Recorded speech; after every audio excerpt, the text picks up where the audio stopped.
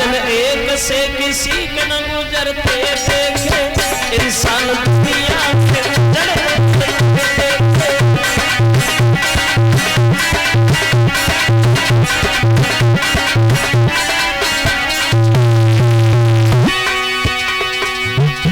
देखो समय देखो वक्त देखो। कवि कहता है करते थे न्याय दूसरों का जो जज बनकर, करते थे न्याय दूसरों का जो जज बनकर, कोई कटघरे में खड़े देखे और करते थे इलाज दूसरों का जो डॉक्टर बनकर, कोई हॉस्पिटल में पड़े देखे। वक्त की बलिहारी देखो।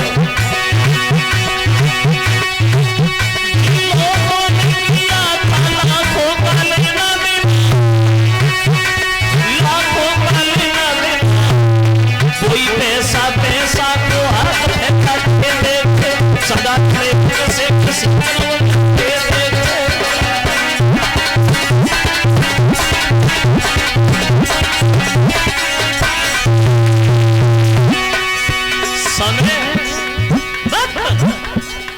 कवि कहता है एक दिन रावण ने 10 दिशा जीते नहीं, एक दिन 10 शीश पड़े रहे रण। वो भी समय था रावण का, जिस रावण की हुंकार से गर्भवतियों स्त्रियों के गर्भ गिर जाते थे, वो भी वक्त था रावण का। लेकिन देखिए समय की बात, समय की बात। एक दिन रावण ने 10 दिशा जीते नहीं, एक दिन 10 शीश पड़े रहे रण। एक दिन श्याम सुंदर भाग गए आधी रात, एक दिन कंस को पछाड़े नौ।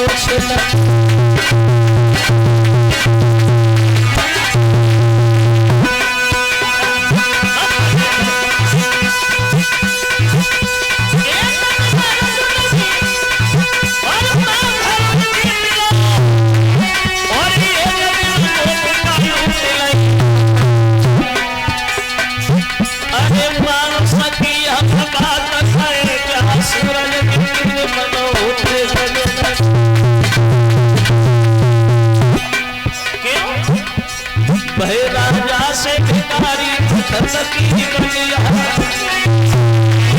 अरे बलिहारी बलिहारी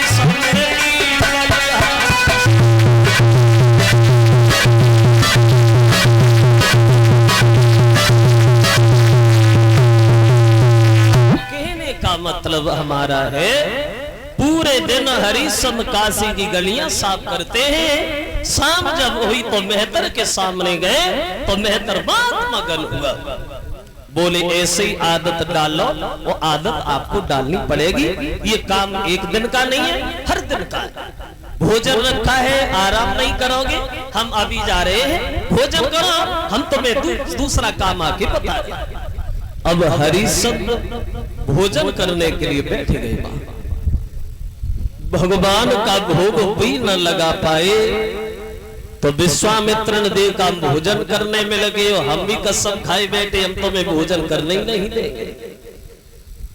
हमने भी तुम्हारे गुरु से कसम खाई है, जब तक धर्म से न निगा देंगे तो हम भी गादे के पुत्र नहीं। अंधे बने सामने रोने लगे। बोले भैया दुनिया को किसी का दर्द नहीं है, 4-5 दिन हो गए अन्न नहीं मिला, भूखे मारे जान जा रही है, कुछ हो तो हमें दे दो। तो हरिश्चंद्र ने सोचा मैं एक ही दिन के मुंह के ये 4-5 दिन का भूखा है, अपना भोजन लिया उन्हें दे दिया, खुद पानी पी के पेट भर लिया। दूसरा दिन होगा वही मेहनत, लेकिन जब भोजन आया तो विश्वामित्र भी आए। 1-2 दिन नहीं, हरिश्चंद्र को धीरे धीरे 26 दिन हो गए, अन्न का दाना विश्वामित्र ने पेट में जाने ही नहीं दिया। शरीर सूख करके कांटा हो गया, पैदल चल नहीं पाते हैं, जीवन की आखिरी श्वास नजर आने लगी। 27वां दिन जब हुआ तो मेहतर बोला बैठे हो, बैठे ही रहोगे, कोई काम नहीं करते हो, भोजन करने के अलावा भगवान ने बुद्धि नहीं दी है। अब मेरी मुंह की तरफ देख रहे हो, हरिश्चंद्र इधर आई है और बोला हाथ घड़ा ले हरिश्चंद्र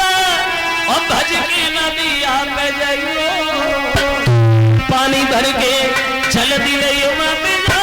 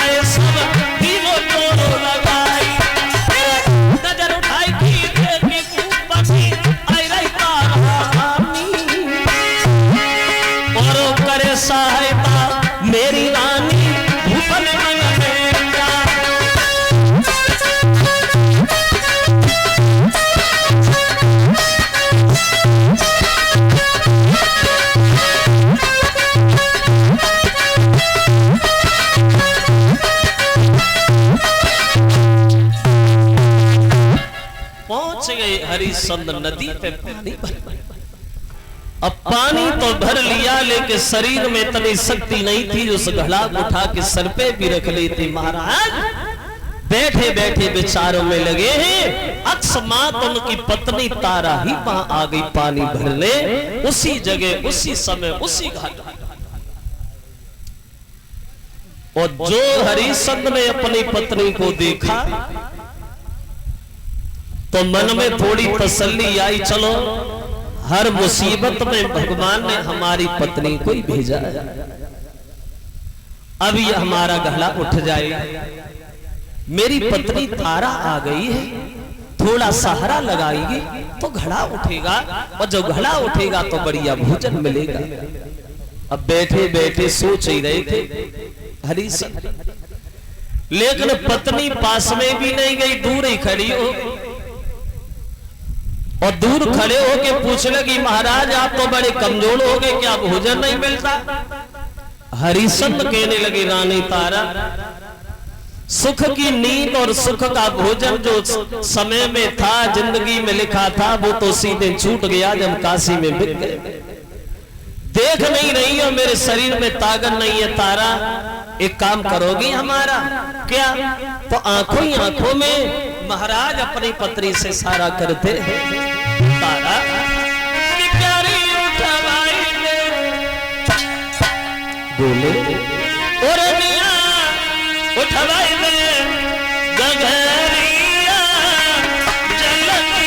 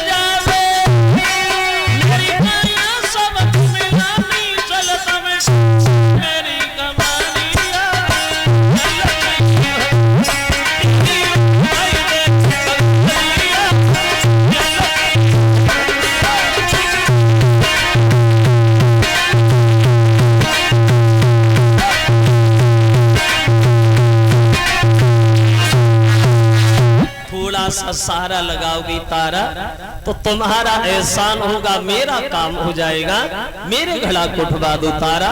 तारा ने सुना कि घड़ा उठवा दूं तो तारा पीछे हट गई, बोली महाराज उठवा दो, अरे उठवा दो, हम तो आपके घड़ा को छुएंगे भी नहीं। क्या? हाँ, क्योंकि हमने घड़ा छुआ तो धर्म नष्ट होगा, इसलिए हम आपके घड़ा को नहीं उठवाएंगे। एक उपाय हम तुम्हें बता देंगे महाराज, अगर उस